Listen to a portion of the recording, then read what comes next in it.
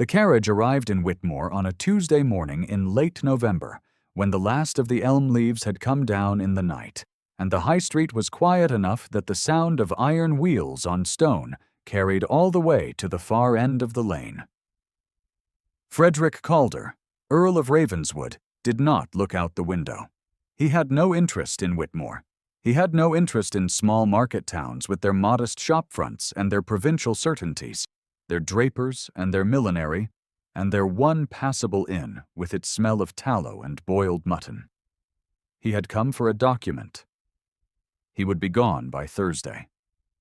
His aunt, Lady Horatia Calder, sat opposite him with the posture of a woman who believed furniture existed to be improved by her presence. She had accompanied him from Ravenswood Hall without being asked, which was her habit. She had opinions about the matter, which was also her habit. She had been articulating those opinions for the better part of 2 days. "The Ashworth widow will attempt to negotiate," she said, as the carriage slowed. "They always do. Women in her position have nothing left to trade on but inconvenience. She has sat on that document for 11 months and has not once sent word to your steward, which tells you everything about her intentions." Frederick said nothing. He was watching the street through the glass now, not because it interested him, but because it forestalled further analysis from his aunt. "A woman of that sort," Lady Horatia continued, adjusting her gloves. "A solicitor's widow. No family of consequence, no income to speak of, nothing to recommend her to anyone of quality. She knows the document has value. She is simply waiting to be paid for it." The carriage stopped. Frederick descended without assistance and stood for a moment on the pavement, looking at the narrow building before him. A painted board above the door read, E. Ashworth, Solicitor and Commissioner for Oathhouse. The paint was not fresh, but the window glass was clean, and the step had been swept. He noted these things without warmth and pushed the door open. The room inside was small but orderly. A wooden counter ran across the middle of it, behind which stood rows of narrow shelves holding labeled document boxes in dark green and brown. A fire burned in the grate at the far left wall, modest, efficient. The smell of the place was ink and beeswax, and something drier beneath, old paper, and the particular quiet of accumulated years. There was no one at the counter. From somewhere beyond the inner door, he could hear a voice, low and unhurried, and then a child's piping response, and then a pause, and then the low voice again. He waited. He was not accustomed to waiting. She came through the inner door after a moment, pulling it almost closed behind her. And she was not what he had expected. He could not have said what he had expected precisely, but it had involved something harder, something that wore its calculation more visibly. Instead, she was young, younger than he had assumed from 11 months of managed silence. She wore a plain gown of dark gray wool, her hair arranged simply without any of the curled ornament fashionable in town. Her face was composed and calm, and she looked at him with dark eyes that registered his quality and his probable purpose without particular alarm. "My lord," she said, "I had expected your steward." "My steward is occupied," Frederick said. "I am the Earl of Ravenswood." "I know who you are," she said. She moved behind the counter and laid her hands flat on it, neither welcoming nor hostile. "I have been expecting someone from Ravenswood Hall for nearly a year. I am Mrs. Ashworth." She said it plainly, without apology. He had the odd sensation of being assessed. "Then, you know why I am here. I know you have come for the Ravenswood entail document, which my husband witnessed and filed in September of 1812.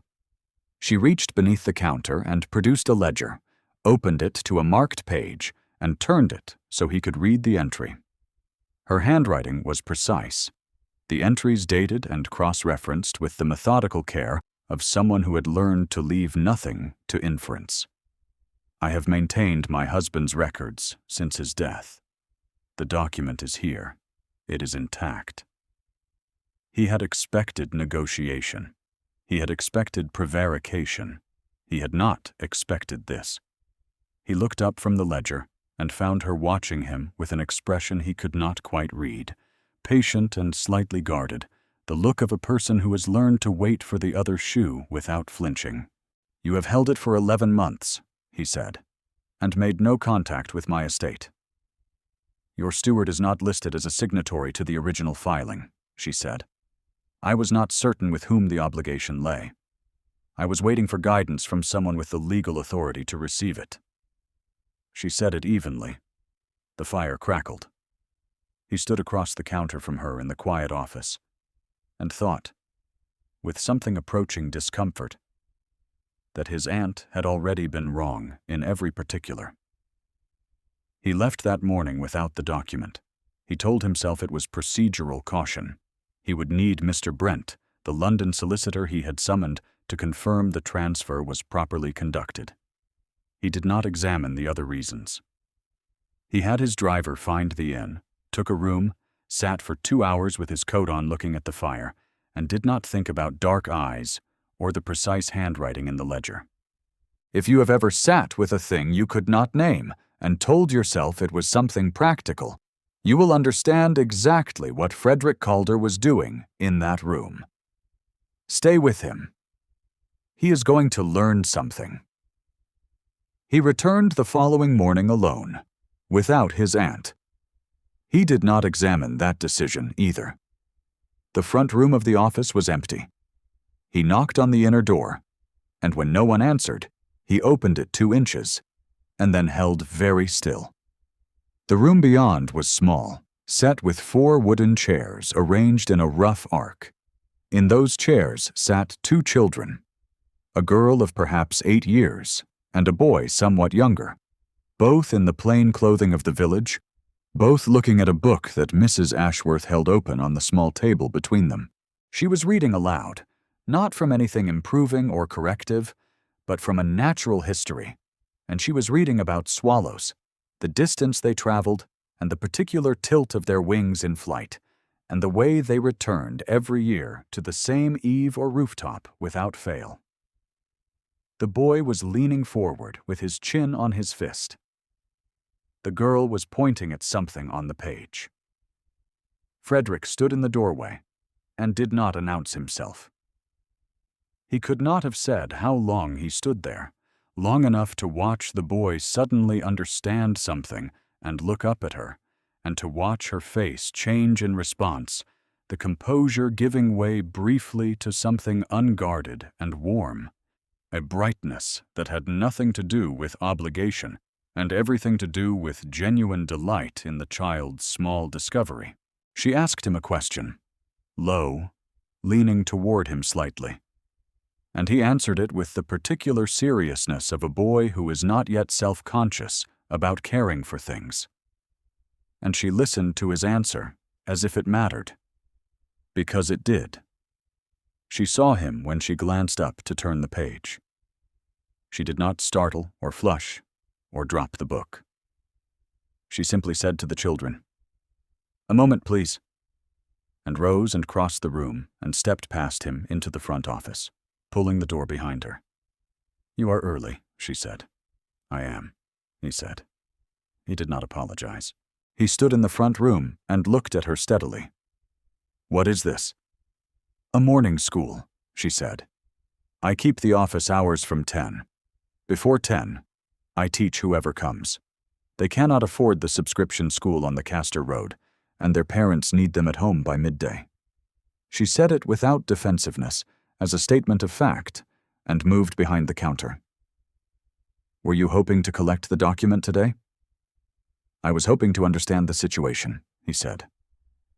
She looked at him for a moment, as if reconsidering him slightly. "Then sit down," she said. "I will make tea." He sat. She disappeared through a further door, and he heard the sound of water and the movement of a pot.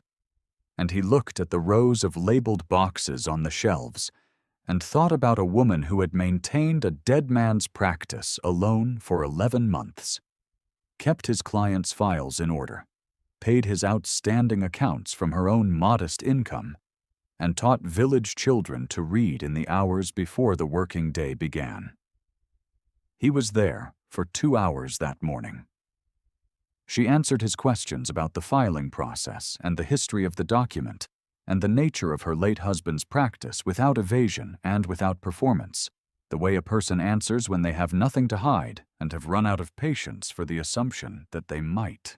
Edmund Ashworth had been a modest, methodical man with a small practice and a genuine vocation for the work. He had left it to her specifically, she explained, because he had known his cousin Gerald would come, and she was the only person he trusted to resist. She made tea with the efficiency of someone who does things once and correctly, and she set the cup before him without ceremony and returned to her side of the counter. He drank it. The tea was strong and plain and very good. He did not remark on it. She did not seem to require remark. They sat in the quiet of the office with the labeled shelves above them and the fire at the far wall. And it was, Frederick thought, the most comfortable room he had been in for a considerable number of months, which was a strange thing to think about a widow's law office in a market town he had intended to leave on Thursday. Near 11, Mr. Gerald Ashworth arrived, and what Frederick had privately imagined proved to be accurate. Gerald was broad, florid, 50, and operating on the confidence of a man who has been told often enough that the world owes him something that he has stopped wondering whether the world has been correctly informed. He spoke over Cecily once, and then again, and on the third attempt he used the phrase "my cousin's effects" with a sweep of his hand that included the shelves, the ledger, and by implication, everything else in the room. Frederick stood up. He did not raise his voice. He said, with the pleasantness of a man who does not need volume, "The lady is conducting her business. You may return when she has an appointment for you." Gerald Ashworth looked at him. Gerald looked at the coat and the bearing and the particular quality of quiet authority that Frederick had been wearing since he was old enough to understand he would one day be responsible for 300 tenants and a considerable estate. Gerald left. Cecily watched him go with the expression of someone who has seen weather pass and has learned not to be grateful for it or surprised by it, merely to note it. She did not thank Frederick. She said, "He has been coming for 9 months." "I noticed," Frederick said. "He believes the files are his by inheritance," she said. "They are not. Edmund left them to me in the will specifically because he knew Gerald would come." She said Edmund's name the way one says the name of a person who is gone, but was, in their way, genuinely good. It was not grief exactly, or not the raw kind. It was the settled recognition of a loss that has already been absorbed. He was a careful man, my husband. He thought ahead. "He filed the document," Frederick said. "Yes," she said. "He filed it properly and told me exactly where it was." She met his eyes across the counter. "I have known for 11 months that the Ravenswood entail depends on what is in that box. I have kept it, because it was given to my keeping, not because I expected anything for it." He looked at her for a moment longer than was strictly necessary. Then he said, "I believe you." She seemed, very slightly, not to have expected that. It crossed her face, and was gone. The assembly at Whitmore's subscription rooms happened on the Thursday evening, the last before Advent, and Frederick had not intended to attend. His aunt had other ideas. Lady Horatia had been making inquiries about the town since their arrival, and had formed opinions with notable efficiency, and Lady Philippa Montrose had arrived from her sister's house in the county on Wednesday, which Frederick recognized as his aunt's management, and filed without comment. He had come to collect a document, and would not be drawn into the county's social machinery. He went to the assembly. Cecily was there. He had not expected her, and then felt foolish for his surprise. as if the woman who ran a morning school and a law office and managed her own affairs without assistance would naturally absent herself from the county's social life on his account. She stood near the far wall with a woman he did not know, a draper's widow named Mrs. Thorne, who had the warm, watching quality of someone who misses very little and judges what she sees with fairness. Cecily wore a gown of deep blue wool, the first color he had seen her in, and she looked at ease in a way she never quite did in the office, as if the public room required less of her armor rather than more. Her hair was dressed simply, but the blue brought out the depth of her eyes. And there was something in her posture, in the set of her shoulders, that was not the careful composure of the counter, but something looser, something closer to herself. He crossed the room toward her with no particular plan. He was stopped by his aunt. "You will not make a spectacle of yourself over the Ashworth widow," Lady Horatia said, her voice at the particular temperature of iron left in a cold corridor. "Lady Philippa has come a considerable distance and expects a reasonable conversation with a reasonable man, which is all anyone has asked of you." "Lady Philippa expects nothing from me," Frederick said. "We have not corresponded." "I have corresponded on your behalf," his aunt said, "as I have always done, in the absence of a countess."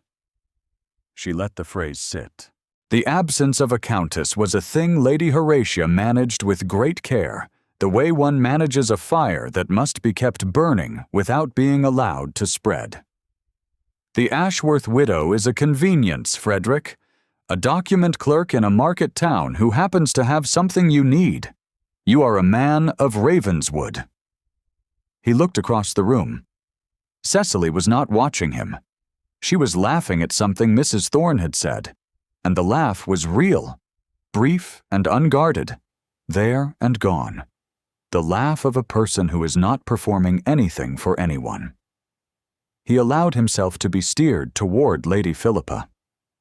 Lady Philippa was beautiful in the manner of a well-maintained formal garden, every element in its proper location, and she conversed with him about Ravenswood's hunting prospects with the practiced ease of a woman who had been told all her life that she was the correct answer, and had come, naturally enough, to believe that the question had been designed with her in mind.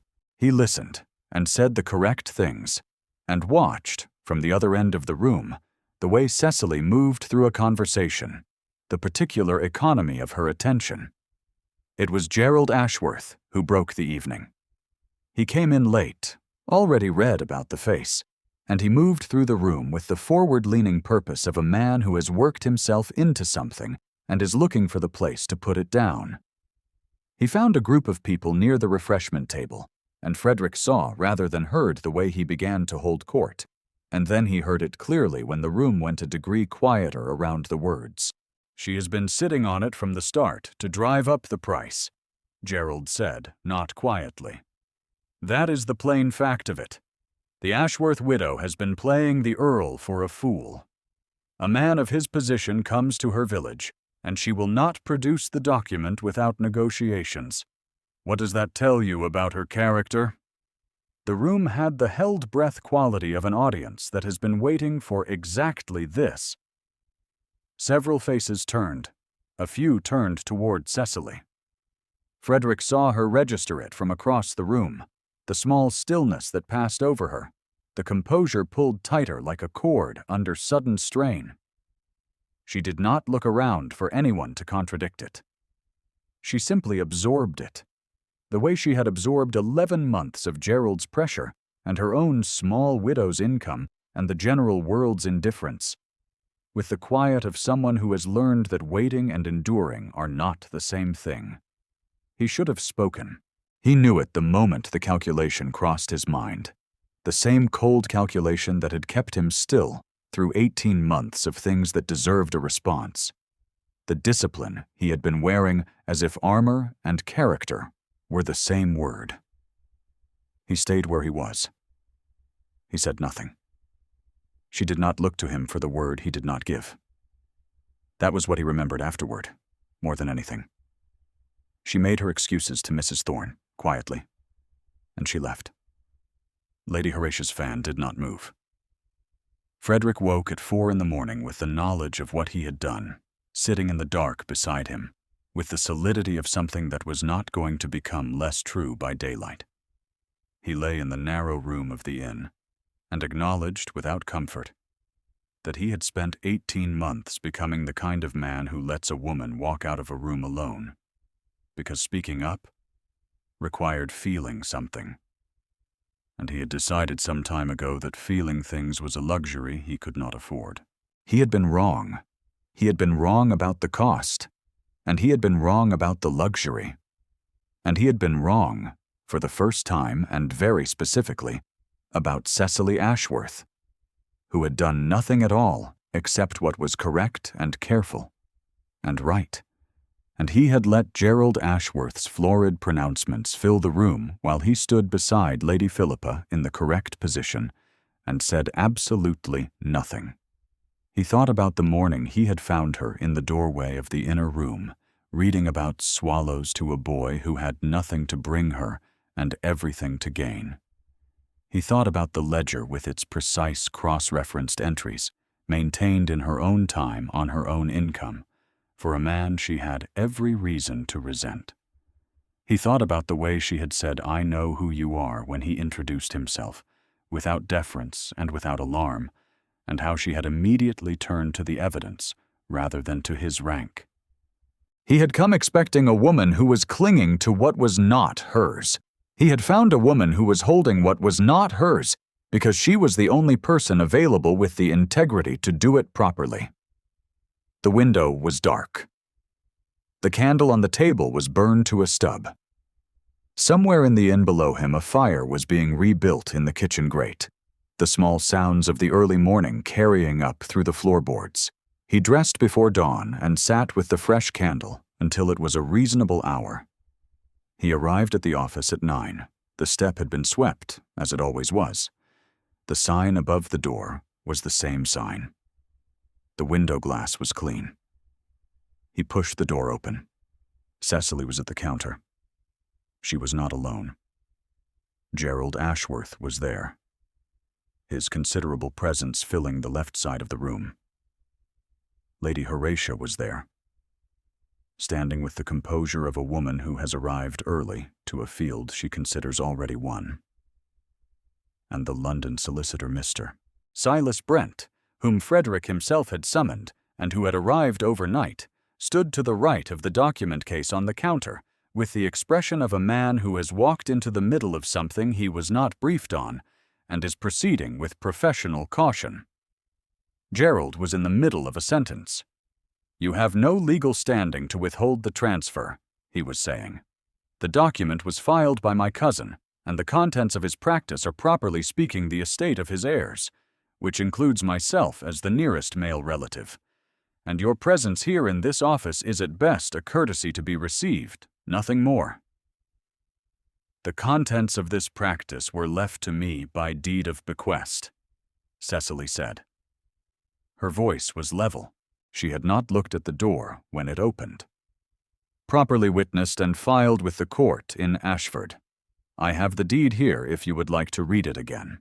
If you wish to dispute it, you will need to do so in writing through a court of law, which is your right, and which my solicitor will be delighted to address." "Your Grace," Lady Horatia said, and the room shifted. Cecily turned. She looked at him with dark eyes that were completely still, and in them he read what he had done to her the previous night, as plainly as if she had said it aloud. He had seen the question she had been too proud to ask in the assembly room, the question of whether he believed Gerald's words, and he had answered it by standing where he was and saying nothing. She had taken his silence for the answer it had appeared to be. He crossed the room. He crossed it in 3 strides and stood beside her at the counter, and did not look at his aunt, or at Gerald, or at the document case. "Forgive me," he said, low enough for her alone. "I was a coward last night. I should have spoken." She looked at him. Something in her face held very still, and then it shifted, just slightly, the composure remaining, but something behind it changing. He turned to face the room. Mrs. Ashworth has acted with complete legal propriety and personal integrity from the first morning I entered this office, he said. She has held a document of significant value for nearly a year, has made no attempt to negotiate its worth, and has waited for the correct legal transfer to be arranged. Any characterization of her conduct to the contrary is false, and I will not have it said in my hearing. Gerald's florid face went a deeper shade. Lady Horatia's fan paused in its motion. The matter of the entail document belongs to Mr. Brent and to Mrs. Ashworth, Frederick continued. It is not your concern, Gerald, nor yours, Aunt, and I would ask you both to leave now. Gerald opened his mouth. Lady Horatia raised her chin 1 degree. Cecily Ashworth is my intended, Frederick said, with the flat certainty of a man who has made a decision, and closed the discussion behind him. The arrangement will be announced formally in the new year. I will not hear another word spoken against her character, her motives, or her station. The room held the silence that follows irrevocable things. Gerald Ashworth left. He did not do so gracefully, but he did it. Lady Horatia moved toward the door with the expression of a woman who is reassessing her position and does not intend to permit anyone to observe the process. At the threshold she paused, and she looked back at Cecily, and something crossed her face that was not yet warmth, but was several degrees warmer than what she had brought in. She left. Mr. Brent cleared his throat with the discretion of a man who has witnessed a great many things in the course of his profession and has learned to proceed past them efficiently. Shall we proceed to the transfer? Cecily looked at Frederick for a long moment.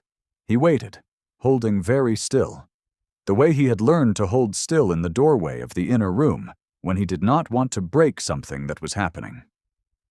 Yes, she said. Let us proceed.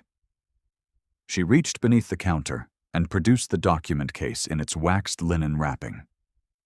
She set it before Mr. Brent and opened the ledger to the correct page, and stood with her hands flat on the counter as she had on the very first morning. And he understood now what he had not understood then.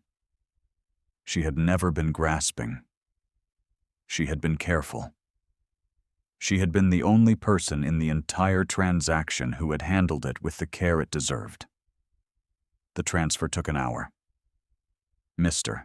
Brent confirmed the document's authenticity, its proper filing, its legal standing, and the full validity of the entail it established. Frederick's estate was secure. Gerald Ashworth's secondary claim under the superseded entail was extinguished. Mr. Brent noted this without drama, packed his case, and took his leave.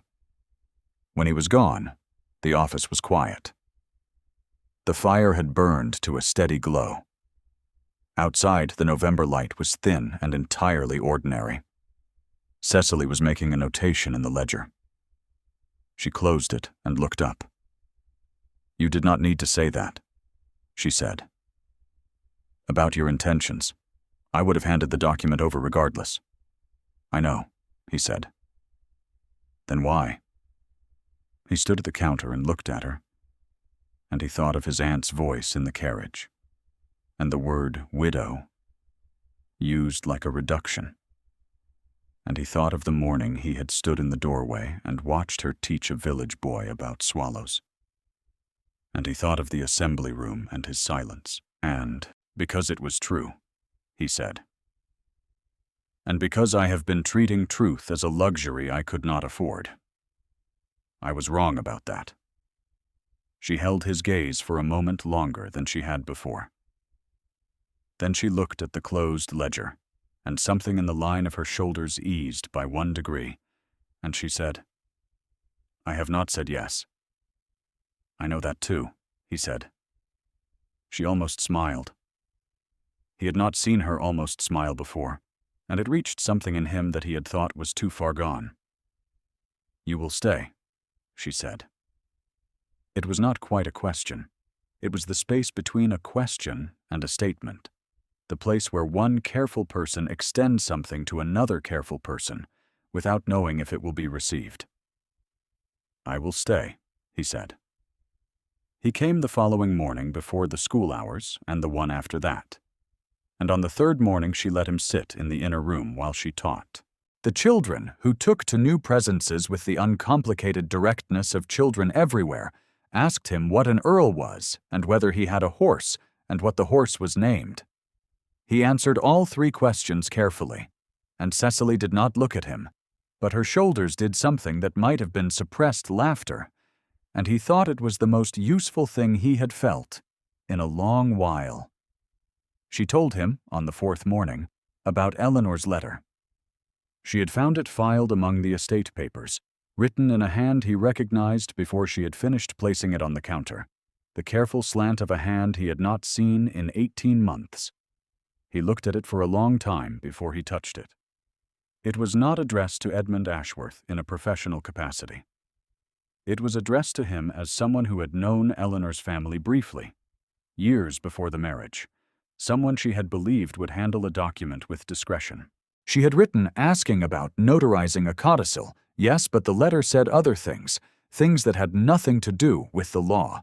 She had written that she was afraid, not of her husband, but of the entail, of the cold machinery of inheritance that made a child's security contingent on a set of legal filings that could be challenged. She had written that Frederick did not know she was afraid because she did not want him to carry it. Frederick read it twice without speaking. "I did not read all of it," Cecily said. Her voice was careful. "I read enough to know it should have gone to you directly, not sat in a file for 2 years. I am sorry it came to you this way."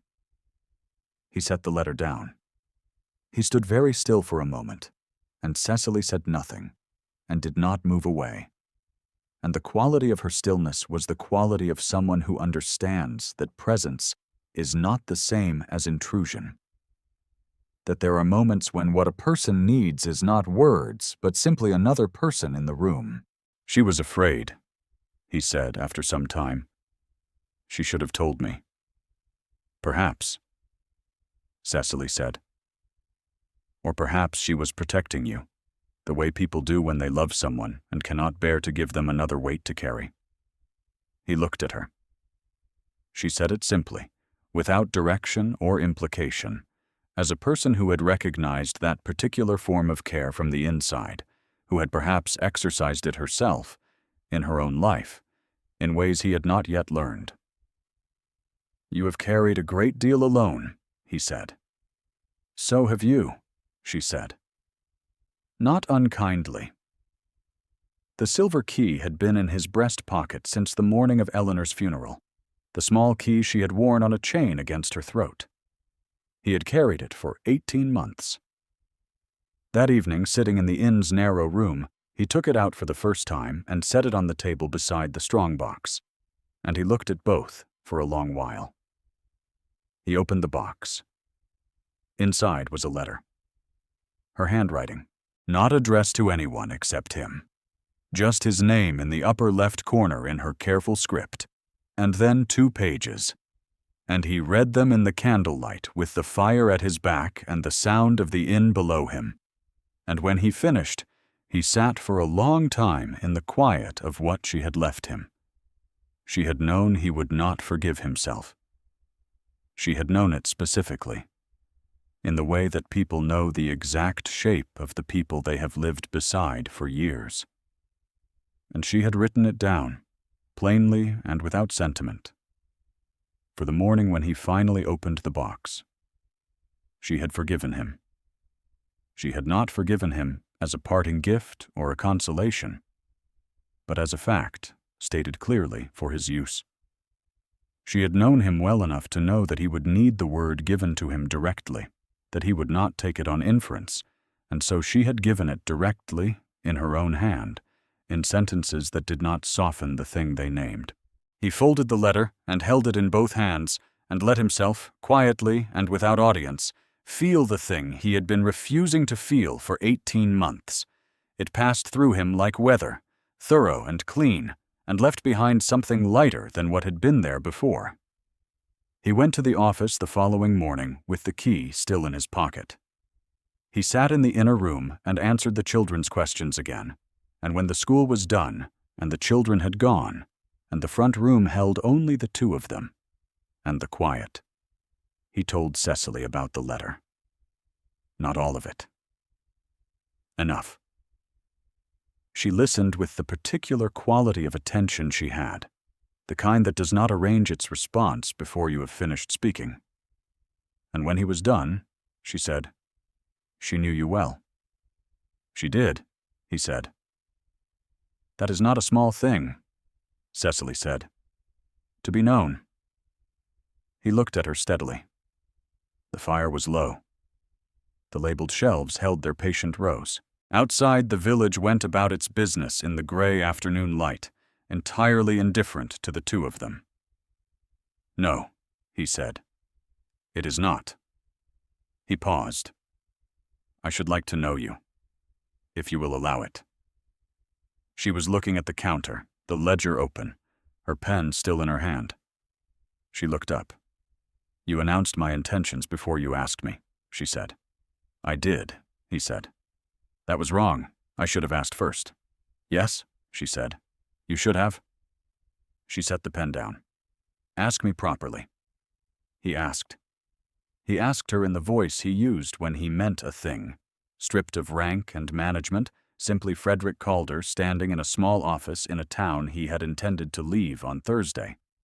He told her that he had come with contempt and found himself wrong, that he had stood in a doorway and watched her teach a boy about swallows and understood something he had been refusing to understand, that he had been cold for a long time and was tired of it. He told her that he did not need her to be anything other than what she was. He told her that he wanted to earn her answer. She listened to him all the way through. Then she said yes. The formal announcement came in January. It occasioned considerable astonishment in the county, and somewhat less among the people who had been in the Ashworth office on the morning of the transfer. Lady Horatia came to call on Cecily in the first week of the new year, a call that lasted 40 minutes and concluded with a stiffly gracious acknowledgement that Mrs. Ashworth had maintained an admirably organized practice and managed her late husband's affairs with considerably more competence than Lady Horatia had been led to believe. Cecily thanked her and offered more tea. Lady Horatia accepted it. The thing between them was not warmth, but it was something workable, which is often what the world offers when it is willing to offer anything at all. The morning school continued through the winter. Frederick sat in the inner room on the mornings when he came to Whitmore, which were most mornings, and the children accepted him with the uncomplicated ease of children who have decided a person is all right and have stopped examining the question. The boy who had leaned forward over the swallows brought him a drawing one morning. A horse, with what appeared to be flames at its feet, but which the boy explained was sunshine. Frederick put it in his breast pocket, carefully, beside the silver key. Cecily noticed. She said nothing, but he saw her notice, and the expression on her face was the one she had when she was close to smiling, but had not quite decided yet. They were married in March, quietly, at the church on the High Street, with Mrs. Thorne and Mr. Brent as witnesses, and two of the school children who had been brought along by their mothers, on the understanding that they were to be very good and very quiet. They were neither, entirely. But the vicar was fond of the village and took the children's questions in stride. And the morning was cold and clear, and the light came through the old glass in colors that had nothing to do with anything anyone had planned. That evening, in the small sitting room of the inn where the wedding party had gathered, Frederick took the silver key from his pocket. He had decided, on the morning of the ceremony, that he would not carry it into this new life as weight. He set it on the table between them. I opened the box, he said. I know, she said. She had known since the morning he had told her about Eleanor's letter. She had seen what the opening had done to him, and she had been glad of it. In the quiet way she was glad of things. I should like you to have it, he said. If you want it. She picked it up. It was small and worn at the edges from being carried, and she held it for a moment in her palm with the careful attention she gave to things that mattered. Then she put it in the pocket of her wedding gown and did not explain why, and he did not ask. If you have stayed until here, you know what Frederick Calder found when he came to mock a widow in a market town in November. Leave a word below, if you are so moved, for the women who kept the documents in order when no one was watching. They were always there. The ledger was on the desk in the office at the end of the street. The fire had been banked but not gone out. The labeled shelves stood in the dark, holding their contents with the patient reliability of things that have been kept properly and know it.